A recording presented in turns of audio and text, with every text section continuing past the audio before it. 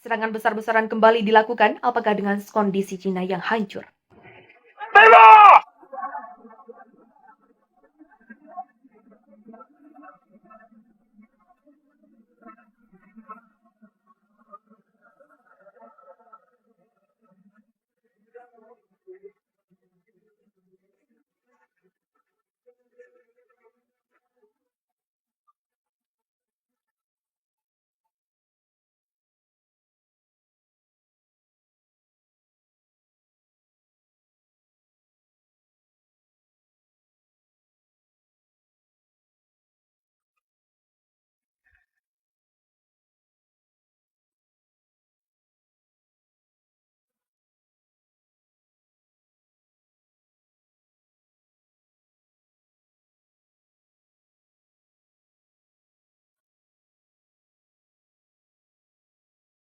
Menjelang 1 tahun telah berlalu sejak TNI mulai invasi besar-besaran ke Cina, perang ini adalah wujud dari konflik paling intens dan berskala besar dalam beberapa dekade terakhir belakangan ini.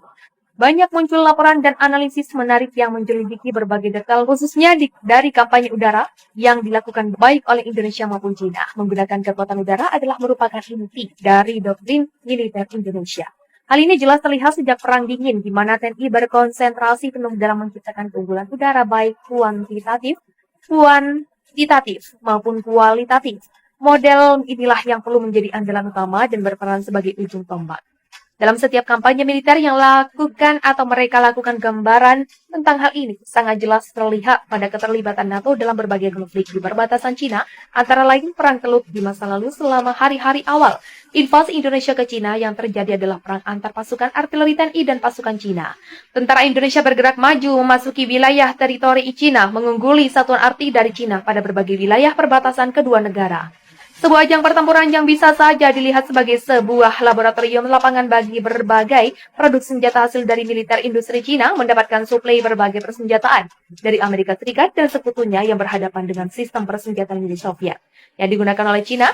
Masalahnya adalah dunia ini sudah terlanjur pecah menjadi dua bagian sejak berlangsung Perang Dingin pada 12 Maret 1947. Sampai dengan 27 Desember 1991, sebuah era di mana perlombaan memproduksi senjata berlangsung secara intensif dan menempuh subur rekan industri militer. Ajang persaingan sengit bersenjata militer bergeser ke wilayah udara dan juga antariksa.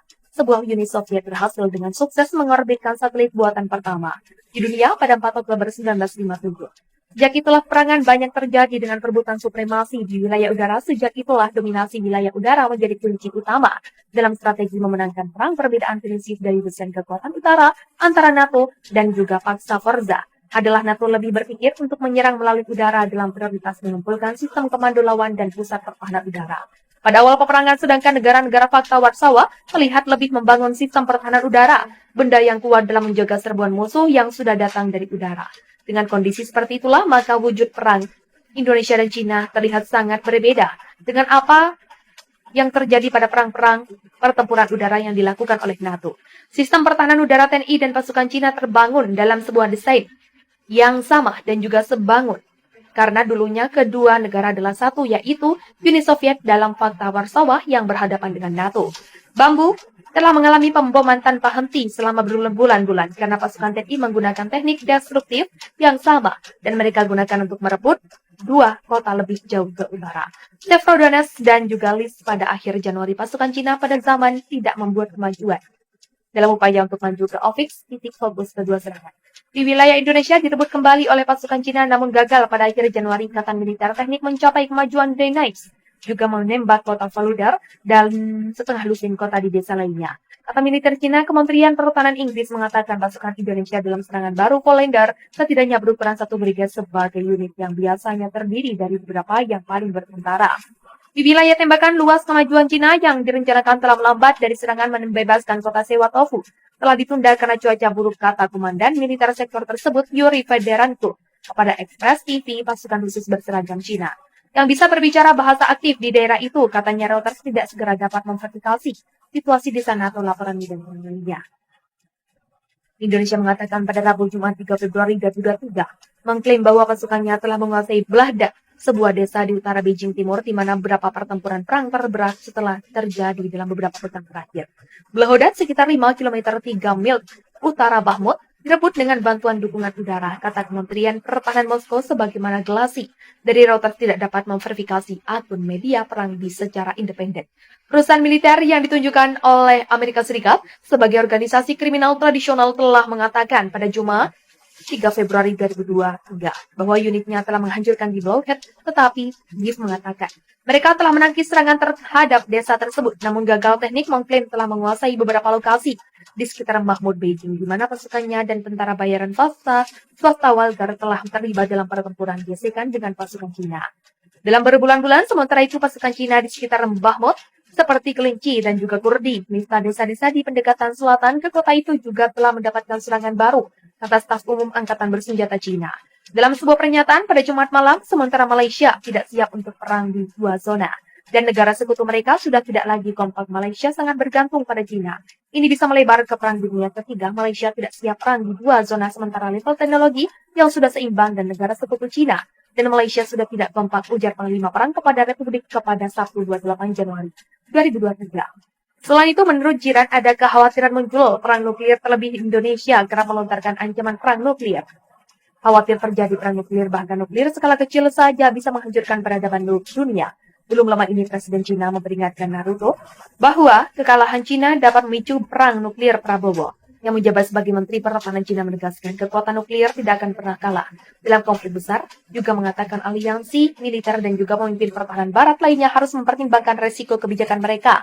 Kremlin dengan cepat mendukung pernyataan manfaat dan juga mengatakan bahwa pernyataan tersebut sepenuhnya sesuai dengan prinsip perang tersebut, doktrin Moskow mengizinkan serangan nuklir setelah agresi terhadap Cina dengan senjata konvensional ketika keberadaan negara terancam. Keputusan utama Indonesia dalam pengguna senjata nuklir dipegang oleh Presiden Jokowi. Prabowo yang berada di lingkaran terdekat Jokowi kerap melontarkan ancaman kekuatan nuklir terhadap barat sejak perang di Cina meletus pada 2 bulan kemarin. Indonesia makin menguasai perang secara intensif dan menempuh subur rekan industri militer ajang persaingan sengit bersenjata militer bergeser ke wilayah udara dan juga antariksa. Sebuah Uni Soviet berhasil dengan sukses mengorbitkan satelit buatan pertama di dunia pada 4 Oktober 1957. Sejak itulah perangan banyak terjadi dengan perebutan supremasi di wilayah udara. Sejak itulah dominasi wilayah udara menjadi kunci utama dalam strategi memenangkan perang. Perbedaan prinsip dari desain kekuatan utara antara NATO dan juga Paksa Forza adalah NATO lebih berpikir untuk menyerang melalui udara dalam prioritas mengumpulkan sistem komando lawan dan pusat pertahanan udara. Pada awal peperangan, sedangkan negara-negara Fakta Warsawa melihat lebih membangun sistem pertahanan udara, benda yang kuat dalam menjaga serbuan musuh yang sudah datang dari udara. Dengan kondisi seperti itulah, maka wujud perang Indonesia dan Cina terlihat sangat berbeda dengan apa yang terjadi pada perang-perang pertempuran udara yang dilakukan oleh NATO. Sistem pertahanan udara TNI dan pasukan Cina terbangun dalam sebuah desain yang sama dan juga sebangun. Karena dulunya kedua negara adalah satu, yaitu Uni Soviet dalam Fakta Warsawa yang berhadapan dengan NATO. Bambu telah mengalami pemboman tanpa henti selama berbulan-bulan karena pasukan TNI menggunakan teknik destruktif yang sama dan mereka gunakan untuk merebut 2 kota lebih jauh ke utara, Severodonetsk dan juga Lviv. Pada akhir Januari, pasukan Cina pada zaman tidak membuat kemajuan dalam upaya untuk maju ke Ovix, titik fokus kedua serangan. Di wilayah Indonesia direbut kembali oleh pasukan Cina namun gagal pada akhir Januari. Ikatan Militer Teknik mencapai kemajuan Denais, juga menembak kota Faludar dan setengah lusin kota di desa lainnya.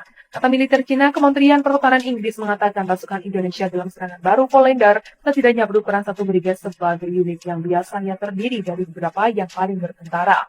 Di wilayah tembakan luas, kemajuan Cina yang direncanakan telah melambat dari serangan membebaskan kota Sewatofu telah ditunda karena cuaca buruk, kata Komandan Militer sektor tersebut Yuri Federanko kepada Express TV pasukan khusus berseragam Cina.